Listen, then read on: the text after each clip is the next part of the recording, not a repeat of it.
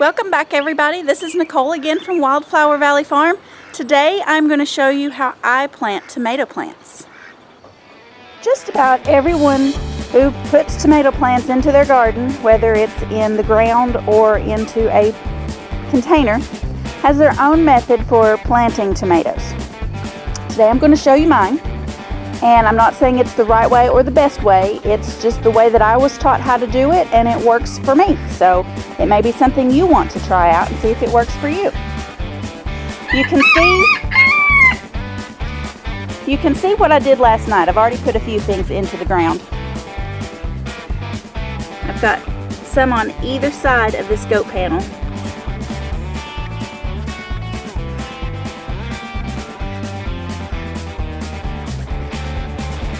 And then you can see these long trenches that I have here. I do what I call trench planting of my tomatoes. And today I'm going to show you how that works. This is a method that the basis of it, the digging of the trench, is how I was taught by my great-grandmother. This is how she planted her tomatoes, as long as I'm aware of. And the only difference in how I plant them and how she plants them is that she used Miracle-Gro or another commercial fertilizer, and I prefer to use a more organic fertilizer. And since I have a plethora of rabbit manure, this is what I use for my fertilizer.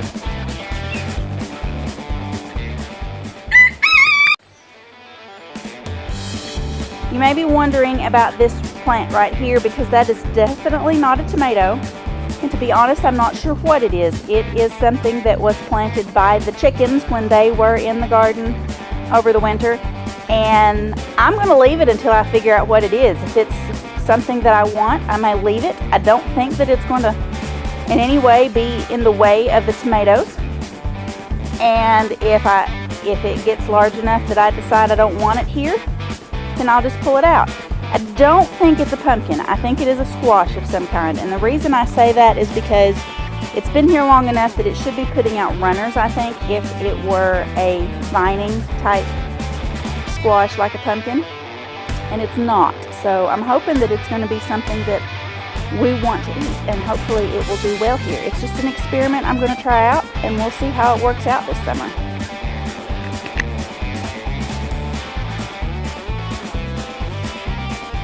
So basically, I just start out with my trench, and as I pointed out, I have one on that side of this trellis and right here as well. I'm going to do the same thing in both trenches.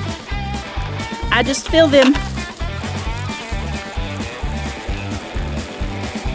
not even to a measurable depth, but just sprinkle a decent amount of the rabbit manure into the trench. I'll do that on both sides here. As long as your rabbit manure is dry, you can use it freshly out from under the cages. Like literally, I just scooped this up out from under the rabbit cages this morning.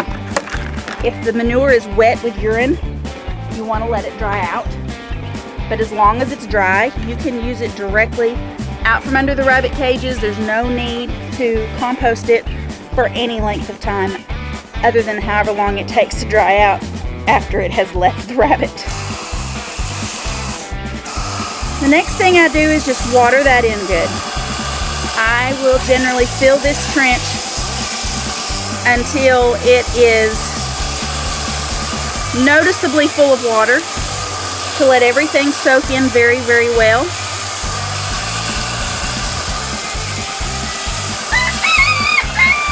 And in my experience, as long as the water is actually draining, you really can't water too much when you are putting your plants into the ground. You don't want the water to be standing in a puddle, but as long as it is draining, you can see that it's puddling at the moment, but it is draining, and therefore there's not too much water.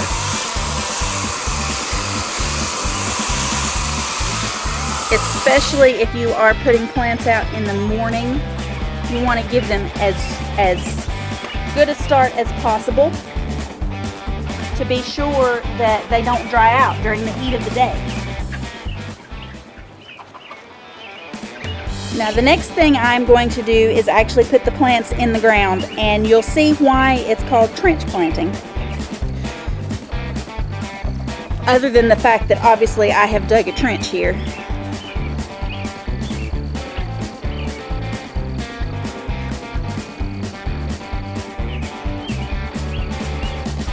In this particular peat pot, there are 2 plants. This smaller one doesn't appear to be as strong of a plant as this larger one. I'm not going to pinch it off because it may manage to grow up and do okay, but I'm also not going to try to separate it. I'm just going to plant them together in the same hole as if they are one plant.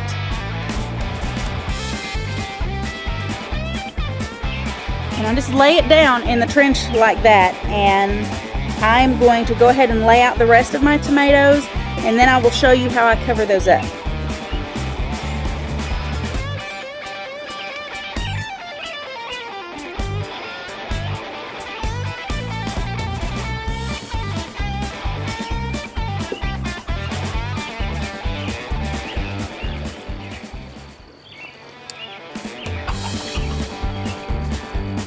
This particular tomato is not as large as the others, even though it was planted at the same time. I'm still going to plant it to see if it survives, but I don't know if this one is going to do well just because it doesn't seem to have done well. I mean, you can see the size of these and the size of compared to the size of that one, and they were all planted on exactly the same day. So we'll just have to see how this one works out. Okay, the next thing I'm going to do is cover these up. This right here is one plant, and I'm going to bury all of this under the dirt. And what's going to be left is just this right here from this plant. And the same thing as I go down through the trench there and for the ones in the trench on the other side. What this does is all along this stem, all these little hairs, the plant will actually put out new roots, and that gives it an excellent root base so that in the heat of the summer it has roots going out in all different directions, the whole length of this stem, so that it can gather up enough water to keep itself healthy even in the heat of the summer.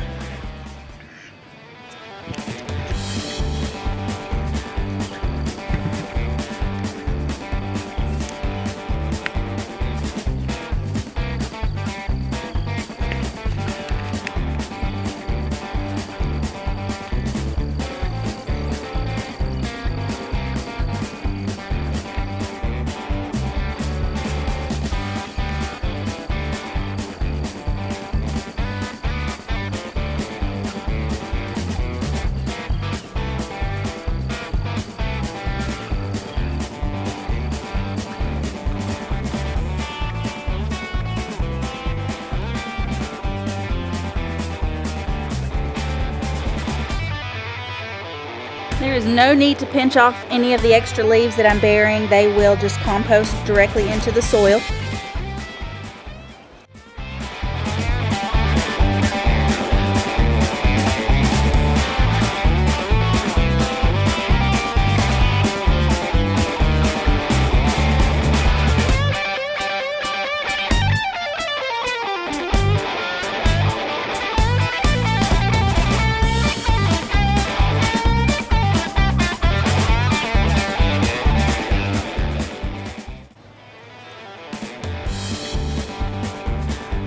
And once they are all in the ground,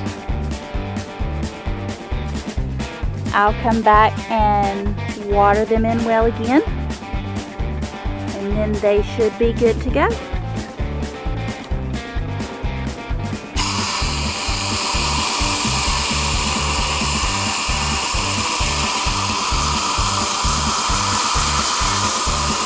And again, since these are new transplants and I'm putting them out in the morning, you still want to do this in the evening, but especially because it's the morning and it's going to get hot today, As long as the water is draining, there's no such thing as too much water.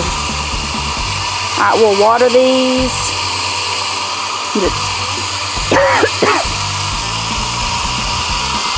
I will water these and just continue watering until I feel like the ground is completely saturated. I watered the plants themselves last night so that the root ball would be well saturated and hopefully limit the shock of being transplanted, because that is always a concern whenever you're transplanting anything, is that transplant shock of going from the nice, comfortable, cozy little pot that it's been living in directly into the soil.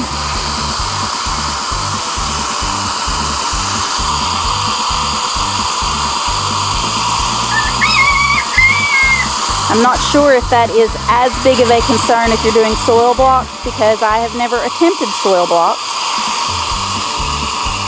But any other method of starting seeds, you always have that concern of transplant shock, because like I said, they're going from a nice cozy little home that the plants are used to the great big world of being directly into the ground.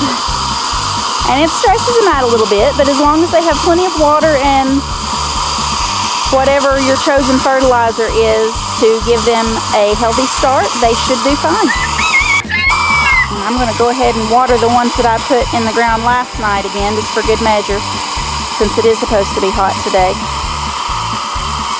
Make sure they're not stressed. They seem to be doing pretty well. Most of them have perked up fairly well since I put them in the ground last night. And so, there you have it. It really is that simple. I hope that your gardens are doing well. And if you haven't planted your tomatoes yet, then let me know if you decide to give this method a try, and let me know how it works out for you this year. If you haven't already, please don't forget to click that subscribe button down below and click the bell icon beside it so that you'll be notified every time we upload a new video. And check out the description down below for links to all of our social media accounts. Thanks for watching.